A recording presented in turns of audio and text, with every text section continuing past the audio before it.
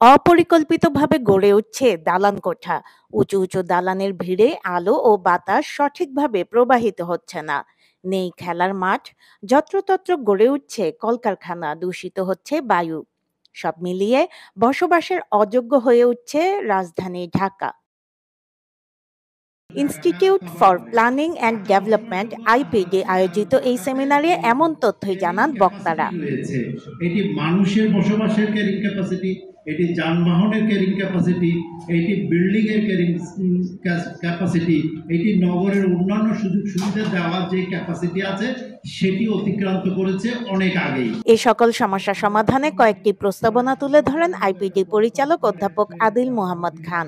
ড্যাব এবং ইমারত নির্মাণ বিধিমালার যে কোনো সংশোধন প্রক্রিয়াতে নাগরিক, পেশাজীবী, কমিউনিটি এবং সামাজিক সংগঠন সমূহকে যথাযথ সম্পৃক্ত করবার মাধ্যমে এবং তাদের মতামতের সাপেক্ষে সার্বিক জনকল্যাণ এবং শহরের বাসযোগ্যতাকে মাথায় রেখেই করতে হবে। বিগত 3 বছরে ঢাকার বিশ্বধ্বংসের পরিকল্পনা ড্যাবের বাস্তবায়নের অগ্রগতি এবং চ্যালেঞ্জ সমূহ নির্মোহ মূল্যায়ন করতে হবে।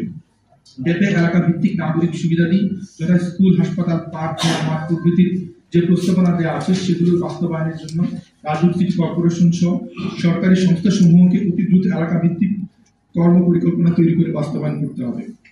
পরিকল্পনা এবং নীতি প্রণয়নে আবাসন ব্যবসায়ী সহ স্বার্থের সংঘাত আছে এমন কাউকে, সেটা ব্যবসায়ী হোক অথবা পেশাজীবী যারা ব্যক্তি পর্যায়ে আছে, তাদের অন্তর্ভুক্ত করা যাবে না। পরিকল্পনা পেশাজীবীদের দেওয়া প্রস্তাবনাকে গুরুত্ব না দিয়ে কাদের প্রস্তাবনায় এবং কাদের স্বার্থ রক্ষা করতে এই ধরনের পরিবর্তন করা হচ্ছে সে বিষয়টি খতিয়ে দেখার প্রয়োজন বলে মনে করছেন বক্তারা।